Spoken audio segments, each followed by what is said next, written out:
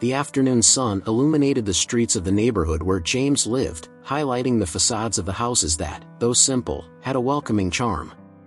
James, a 17-year-old black teenager, was walking home from school with his backpack slung over one shoulder, his head filled with thoughts about the next electronics class.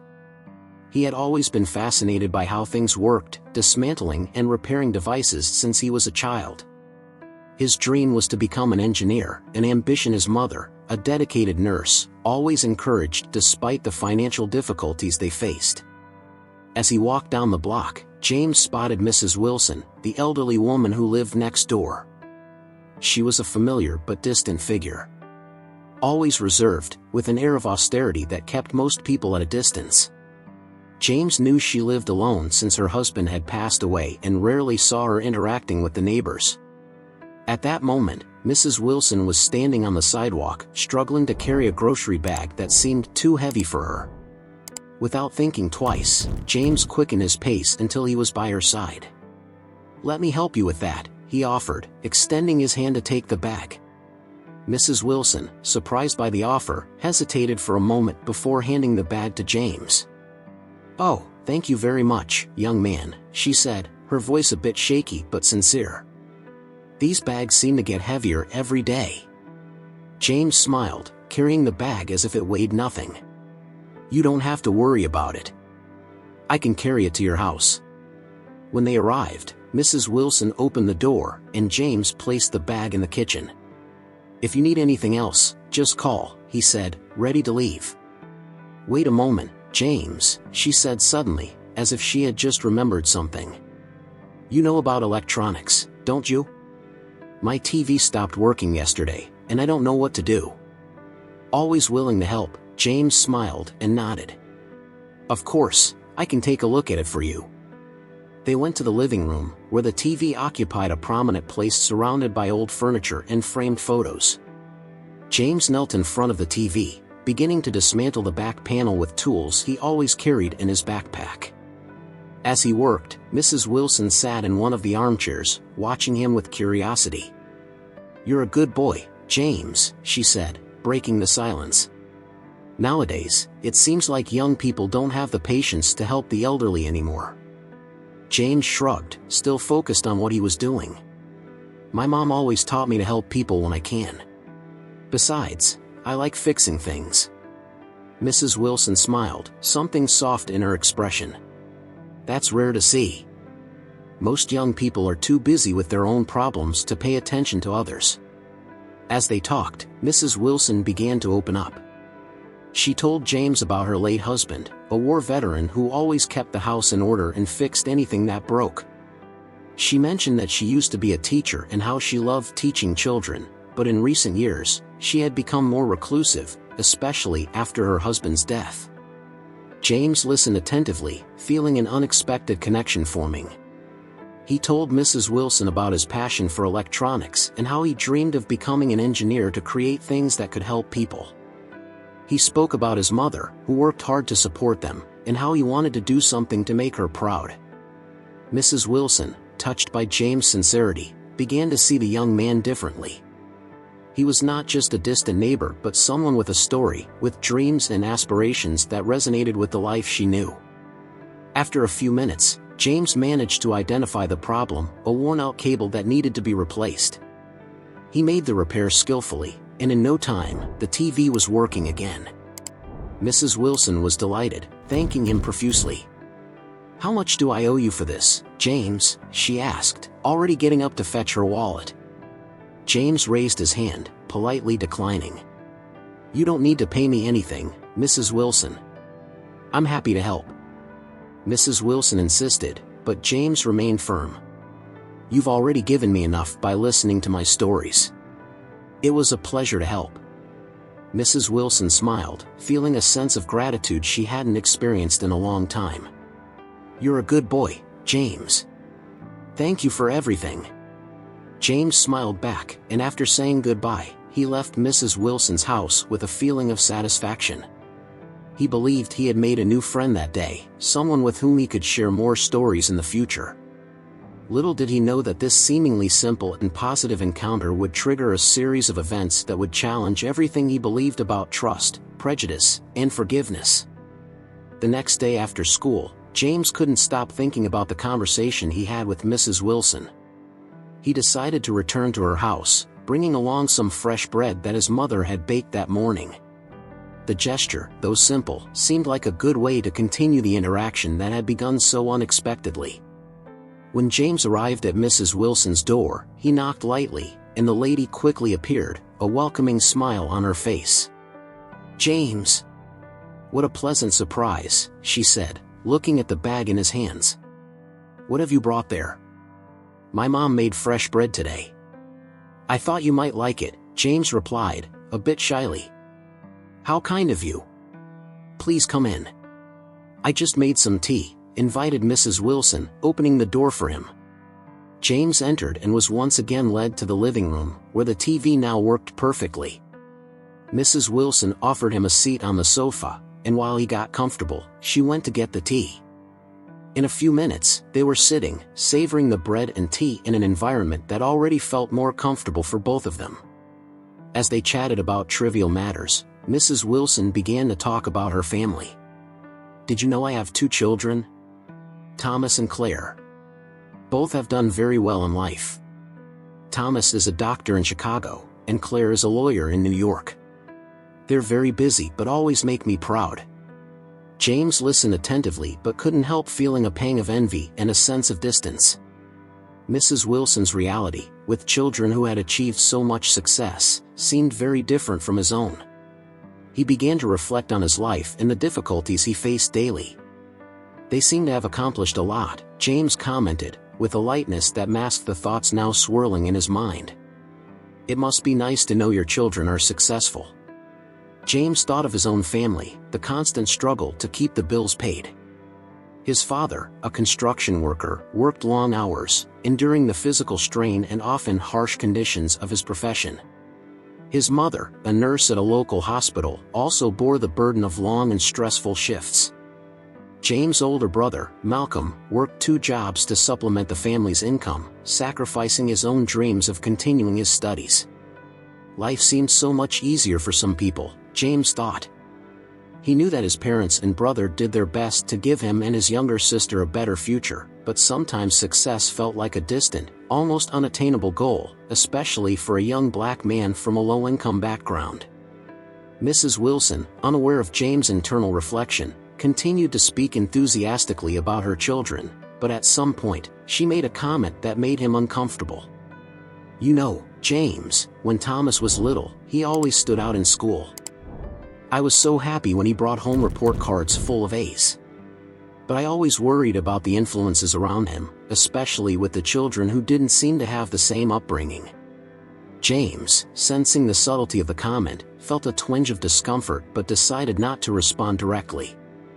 He knew Mrs. Wilson didn't intend to offend, but her words echoed unconscious prejudices, the kind of thinking that, in other circumstances, could cause harm. "I imagine it must have been difficult to keep everyone focused," James said, choosing his words carefully. He knew that Mrs. Wilson's intentions were not malicious, but the echoes of prejudice in her words struck him personally. "Yes, very difficult. Especially because things weren't as safe back then," she continued, not noticing the tension that was beginning to build in the room. "But of course, I always did my best to ensure my children were surrounded by good influences." The tension between them, though light, was present. James, trying to ease the conversation, shifted back to talking about school and his passion for electronics. Mrs. Wilson, happy to change the subject, listened with interest as James explained his plans to pursue a career in engineering if he could get a scholarship. "You're a smart young man, James," she said, smiling kindly. "I'm sure you'll make it. And when you get there, always remember how important it is to be among the right people. That's what makes all the difference." James smiled, but there was a weight in his words. He knew the road would be difficult, much more than Mrs. Wilson could imagine. But despite the differences in thinking, he felt there was something good in Mrs. Wilson. She wasn't a bad person, just someone who, like many, carried prejudices she might not fully understand. When the conversation ended, James stood up, thanking her for the tea and the time. Mrs. Wilson walked him to the door with the same welcoming smile as before. "Come back anytime, James. It's always nice to have someone to talk to." "Thank you, Mrs. Wilson." "I will," James replied sincerely. As he walked back home, James reflected on the conversation. The connection he was developing with Mrs. Wilson was real but complex. He was learning to navigate the subtleties of prejudice, recognizing that while people might have good intentions, they could still carry worldviews he would need to challenge and, at the same time, understand. James knew that his life and Mrs. Wilson's were very different, but he was determined to continue this friendship, perhaps because, at his core, he believed that mutual understanding was possible. But there was a slight concern in his mind, a feeling that this tension could grow, especially if confronted with something more serious. It was a quiet afternoon at James' house. He was in the living room, helping his younger sister with her homework. Rose, just 8 years old, was learning to read and write, and James loved spending this time with her, watching her progress little by little each day. His mother was at work, and Malcolm, his older brother, had not yet returned from his second job. The house was calm, and James felt good about contributing to his sister's future, even though things were tough for all of them. As Rose traced letters on the paper, the doorbell rang. James stood up, not expecting visitors, and went to the door. When he opened it, he found 2 uniformed police officers standing on the porch. Surprise and concern immediately washed over him. "Good afternoon, young man," said one of the officers, keeping a formal tone. "May we come in?" James, confused, stepped back and nodded. He didn't know that technically, the officers would need a warrant to enter, but he didn't want to cause trouble. He just wanted to understand what was happening. The officers entered the house, their eyes scanning the environment. "We're here to conduct a search," said the other officer without offering further explanations. The formality and direct tone of the officers only increased James' confusion. "Search for what?" James asked, his voice filled with worry and confusion. "What are you looking for?" The officers, however, didn't respond directly. One of them began to move around the room, opening drawers, while the other headed toward the bedrooms. Rose, sitting at the table, looked at her brother with wide, frightened eyes, not understanding what was happening. James tried to stay calm, but the discomfort was growing.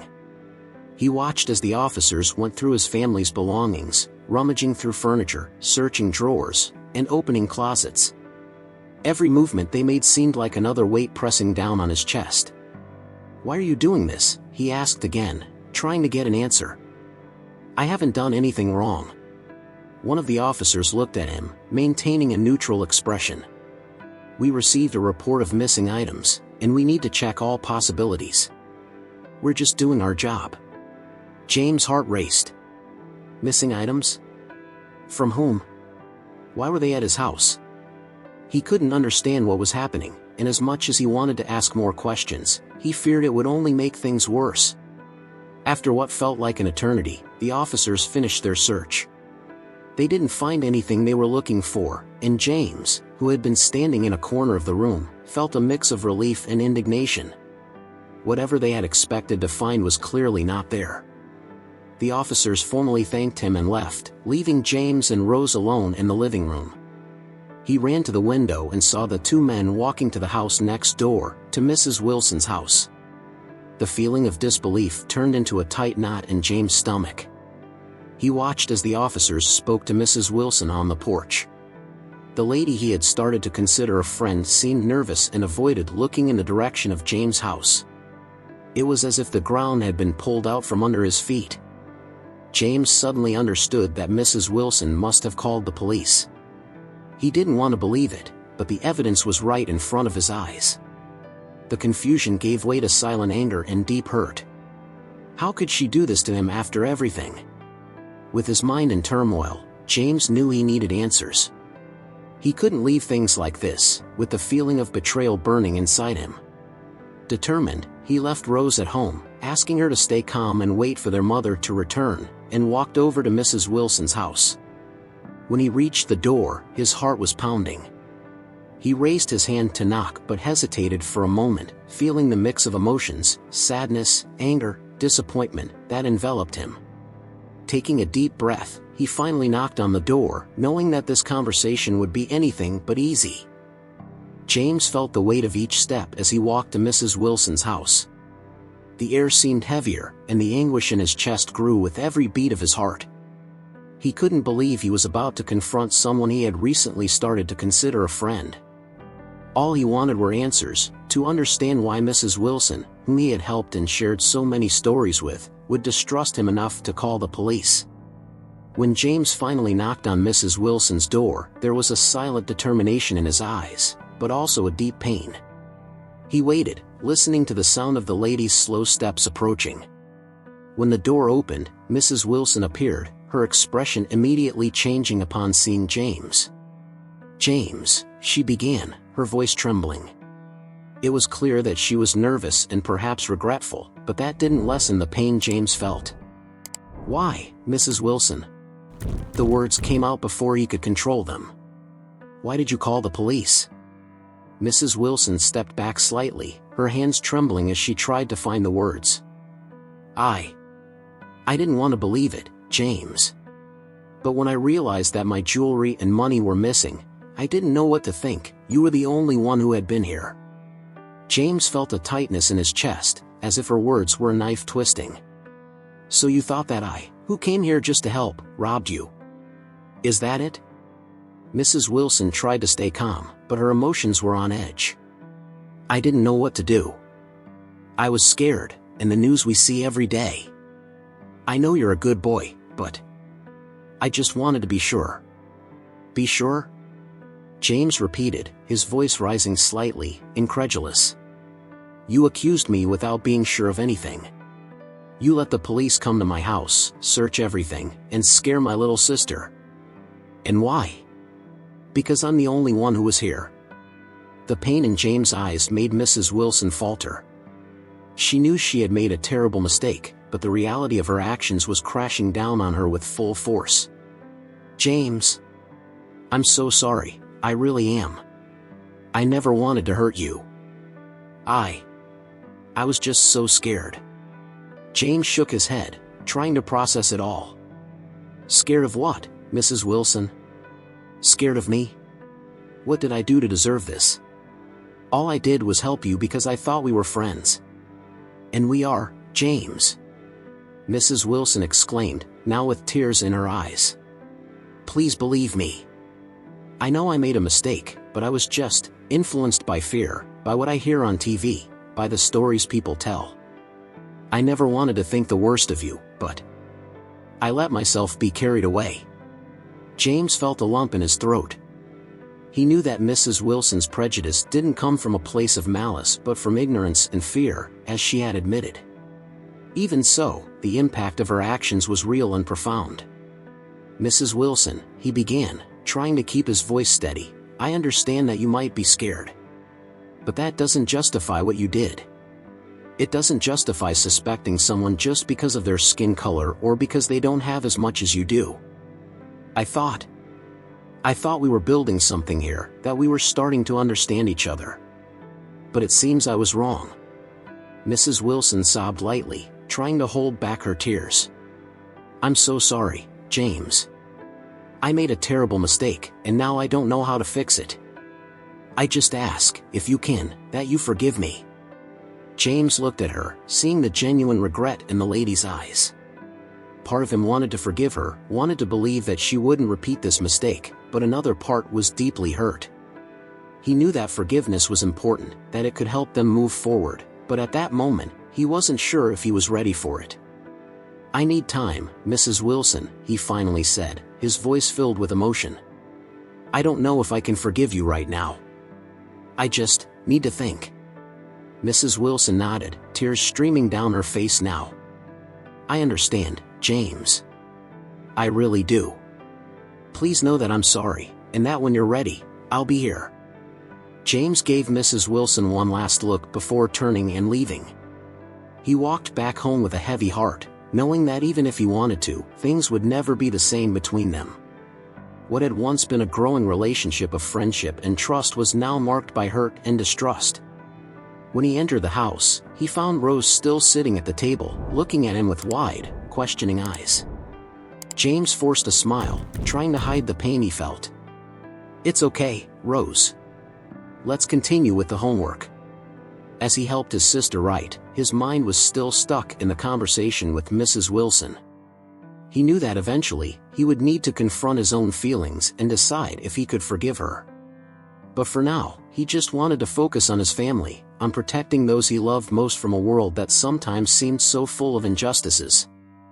Mrs. Wilson spent the following days in constant anguish. Guilt weighed heavily on her heart, and she couldn't find peace. Her actions had caused deep pain, not only in James but also in his family, and now she knew she needed to try to make things right, no matter how difficult that might be. She thought long and hard about what to do until she decided that the best way to start would be by talking directly to James' parents. She knew it would be a difficult conversation, but she was determined to apologize and show that she was willing to learn from her mistake. One afternoon, Mrs. Wilson gathered the courage and went to James' house. When she knocked on the door, she was greeted by his mother, Diane, a strong and serene woman with a look that carried both exhaustion and determination. "Good afternoon, Mrs. Wilson," said Diane, with a polite voice that carried a note of reservation. "Good afternoon, Diane," replied Mrs. Wilson, nervous but determined. I need to speak with you and your husband, if you could spare me a few minutes." Diane nodded and invited Mrs. Wilson in. She led the lady to the living room, where Robert, James' father, was sitting, resting after a long day at work. When he saw Mrs. Wilson, his expression became more serious, but he remained calm. "Mrs. Wilson, how can we help you?" asked Robert, with a tone that conveyed respect but also a certain expectation. Mrs. Wilson took a deep breath, feeling the weight of her own words before even saying them. I'm here to apologize. I know what I did was wrong, terribly wrong. I unjustly accused James, and there's no excuse for that. I'm truly sorry for any pain I caused him and to you." Diane and Robert exchanged glances and then looked at Mrs. Wilson. Diane was the first to speak, her voice calm but firm. "Mrs. Wilson, we appreciate that you came here to apologize. But I need to be honest with you, what happened wasn't just a misunderstanding. It was a reflection of something deeper, something that our people have been dealing with for generations." Robert, beside Diane, nodded. "We understand that you were scared, but fear doesn't justify everything. The issue is that because of ingrained prejudices, people like us are often seen as guilty just for being who we are. And that's not fair, especially for a boy like James, who has always tried to do the right thing." Mrs. Wilson felt the words hit her like a blow, but she knew they were true. She looked down, feeling tears welling up in her eyes. I never wanted to hurt anyone. I always thought I was above this kind of prejudice, but now I see that it was there, hidden, and I let it guide my actions. And for that, I apologize. I know this doesn't fix what I did, but I want you to know that I'm willing to change."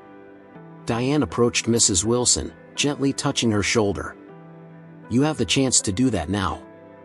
The most important thing isn't just to apologize, but to learn from what happened. James is a good boy, and what happened hurt him deeply. It will take time for him to get over it." Robert, with his deep but paternal tone, added, "What we want is for you to see our son for who he is, a kind, intelligent, and compassionate person who has always tried to do good. Not for the stereotypes or fears that society imposes." Mrs. Wilson nodded, tears now streaming down her face. "I promise I'll do my best to change. I'll show James that he's important to me and that I'll never let this kind of thinking guide me again." Diane and Robert exchanged looks, and then Diane smiled softly. "We're willing to accept your apology, Mrs. Wilson. But reconciliation with James will be a process. Given the time he needs." Mrs. Wilson thanked them, feeling a small relief amidst all the pain she carried. "Thank you, Diane. Thank you, Robert. I'll do whatever I can to make this right." After saying goodbye, Mrs. Wilson returned home, feeling that she had taken the first step toward reconciliation but knowing that there was still a long road ahead. That evening, after dinner, Diane and Robert called James for a conversation in the living room. James, who was still processing everything that had happened, joined them, sitting on the sofa as his parents watched him with affection. "James," Diane began, her voice gentle, "Mrs. Wilson came here today. She apologized for what she did. She's deeply regretful and knows she made a big mistake." James looked at his parents, feeling the mix of emotions still churning inside him. "Did she say that?" "Yes," confirmed Robert. "She understands that what she did was a result of prejudice and that it hurt you and our family. But she wants to change, to learn, and to make amends." James remained silent for a moment, thinking about everything. He still felt hurt, betrayed by someone he had begun to trust. But at the same time, he knew that forgiveness was part of the healing process, both for him and for Mrs. Wilson. "I don't know if I'm ready to forgive her completely," James finally said, his voice full of sincerity. "But maybe I can start trying. I just need time." Diane nodded, understanding her son's internal struggle. "That's what matters, James. No one expects you to forgive all at once. Forgiveness is a process, and you have every right to take as much time as you need." Robert, with his firm but fatherly tone, added, "The most important thing is that you follow your heart. If you feel it's worth trying to rebuild this friendship, do it at your own pace. And if you need help, we're here for you." James looked at his parents, feeling the unconditional support he had always received from them. He knew that no matter how difficult it was, his parents would guide him on the right path. The pain he felt wouldn't disappear overnight, but he also didn't want to carry the hurt forever. "I'll think about it," James said, looking at his hands as if trying to organize his thoughts. "Maybe I can talk to her again, but I need to do it when I'm ready." Diane smiled softly and placed her hand over James. "We understand, son. What's important is that you follow what you feel is right." Robert, always the pillar of strength, nodded in support. "You have the right to feel how you feel, James. But you also have the power to choose how you're going to deal with it. And either way, we're proud of you for being who you are and for facing this situation with such maturity." James felt a comforting warmth in his chest. He knew that with his parents' support, he could begin to walk the path of forgiveness, even if it was still hard to see the final destination. Their presence by his side was all he needed to start taking the first steps. In the days that followed, James began to consider the possibility of visiting Mrs. Wilson. He still felt hurt, but he knew there was something good in trying to rebuild the connection they had once started to create. He remembered the conversations they had, the stories they had shared, and realized that despite everything, there was value in trying again. Finally, after much reflection, James gathered the courage. He knew it would be a difficult conversation, but he also felt it was necessary. On a late Sunday afternoon, he walked over to Mrs. Wilson's house and, with a deep sigh, knocked on the door. When Mrs. Wilson opened it, she was surprised to see James. Her eyes, still filled with regret, showed a glimmer of hope. "James," she began, almost unable to believe he was there. "Hi, Mrs. Wilson," he said, trying to smile. I wanted to talk. I think we can start over." Mrs. Wilson felt tears welling up in her eyes, but this time they were tears of relief. "Of course, James. Please come in." As the two sat down in the living room, both felt that although the road ahead would be difficult, the most important thing was that they were willing to walk it together. And so, with a mix of caution and hope, they began to rebuild what had been broken, one step at a time. Months passed since the incident that nearly destroyed the relationship between James and Mrs. Wilson. Slowly, with much patience and effort on both sides, the wounds began to heal. The process of reconciliation was slow, marked by moments of tension and understanding, but also by a genuine desire to move forward. James continued to visit Mrs. Wilson, and over time, their conversations began to flow again. Now, however, there was a deeper connection in their interactions, a mutual awareness of the differences that separated them but also of what united them. Mrs. Wilson, transformed by the experience, became more attentive and careful with her words and actions. She dedicated herself to unlearning the prejudices she unconsciously carried and began to see James not just as a young neighbor but as a person of value, worthy of full trust. James learned that forgiveness was not only for the other person but also for himself, a necessary step to move forward without carrying the weight of resentment. He realized that despite everything, Mrs. Wilson was someone who genuinely cared about him, and her willingness to change was what motivated him to give her this second chance. On a sunny spring afternoon, James was sitting on Mrs. Wilson's porch, helping her water the flowers. The flowers, like their friendship, had blossomed again, becoming more vibrant and colorful over time. Mrs. Wilson watched with a smile as James tended to the plants, noting how much he had grown since she first met him. "You know, James," she began, her voice soft, "I never thought the day would come when I would feel so close to you. I feel like you're part of my family." James looked at her and smiled, feeling the warmth of her words. "I feel the same way, Mrs. Wilson. I think we've been through a lot, and that's brought us closer. And I'm grateful for that." Mrs. Wilson wiped away a tear that threatened to fall, moved by James' sincerity. "I should be the one thanking you, James. You've taught me much more than I could have imagined. And you gave me a second chance that I might not even have deserved." James shook his head, still smiling. "Everyone deserves a second chance, Mrs. Wilson. What matters is what we do afterward." James and Mrs. Wilson were sitting side by side, watching the sun set on the horizon, symbolizing a new beginning. The scars of the past were still there, but now they were just marks of a story of overcoming and growth. The reconciliation that once seemed impossible had become a reality, showing that even in the most difficult moments, true understanding and friendship can flourish. If you enjoyed this story, don't forget to subscribe to the channel, like the video, leave a comment, and check out our next story.